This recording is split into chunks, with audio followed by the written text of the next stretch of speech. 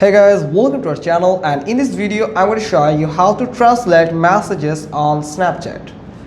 First you just need to open Snapchat, then tap on that conversation icon at the bottom right corner here side, and you have to go to that conversation that you have the message that you want to translate.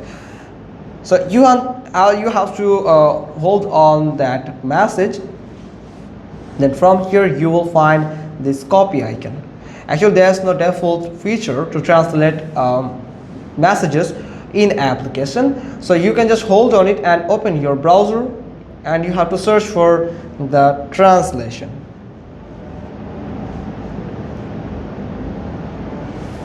This translator, and you'll find this, and you have to select it detect language, and from here you can just paste that message here. Actually tap on it, and you just need to hold on it and paste here, and it will just easily describe that about that message or translate that message here.